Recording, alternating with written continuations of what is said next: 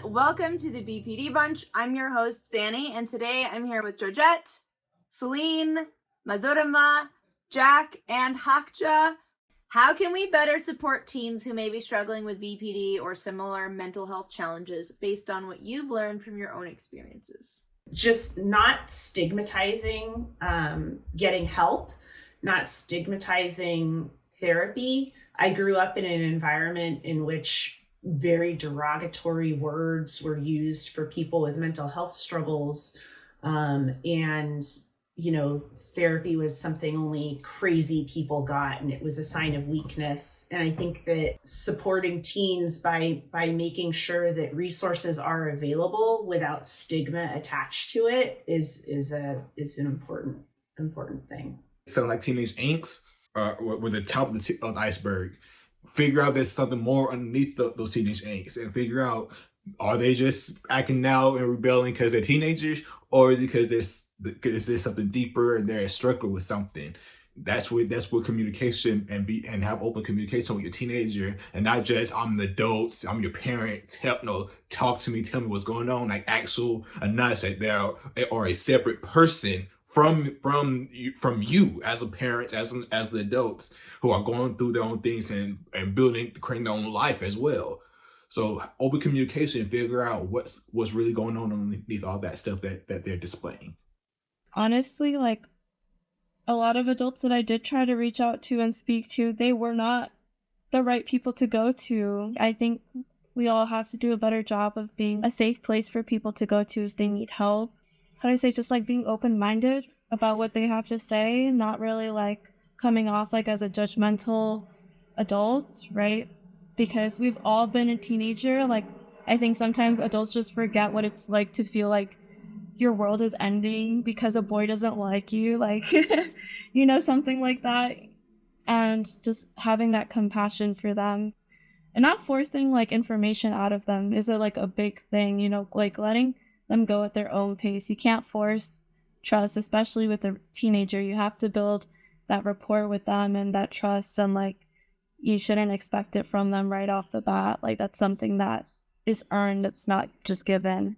I think education is a big one, and I think at least in this country, in our secondary school education, so kind of like your high school, middle school, high school, it's on the curriculum now, teaching about that. So, that was something I definitely didn't have. And so when it was brought to my attention and I tried to bring it to a parent's attention, it was shut down very quickly. Again, that ties in with not stigmatizing these things, but making sure like throughout your teenagers, you're learning about what these experiences are so you can recognize the symptoms. And I think something that would have really helped me that I still get quite emotional about is providing some avenue for a child to get help without their parent present. And I don't know what form that should be, whether it should be, here we have GPs, so like general practitioners, and just making children aware that they can go to that resource, or maybe a social worker, or even as maybe someone in school, just to make that more widely known. Like, had I known that there was an adult that I could have gone to, I think it would have saved me a lot of abuse. And when I tried to reach out to other family members when I was 16 about what I was feeling, they were just like, no, you love your dad, don't be silly. And I tried to take my own life and no one took me seriously, and that meant that I went through a lot more, another almost 10 years of pain that didn't need to happen because no one was listening to me. I think one piece of advice I would give is to just give some effort to know who your safe spaces are or who can be. Because when I was a teenager, I felt I used wrong people as my safe haven because I was so desperate to be understood. And there are predators, I think everywhere in this world. So it's it's very important to know where you won't be invalidated, where you won't be judged for what you're feeling, and people who won't use your pain against you. I mean, they're not there to use you for their own benefit so that they can satisfy their savior complexes. It's always about you and like wherever you feel. And it's not your responsibility to make anyone feel important or like, just not your parents, not your teachers. And like, I think schools here in India should definitely do a better job in like providing safe spaces for like mental health for kids in general. I think it's important to understand that validation is not the same thing as approval. I think that was one of the struggles that I experienced when trying to get adults around me to validate my emotional experience. I'm not going to deny that there was probably a part of me that was looking for approval or like acceptance of some of my problematic behavior.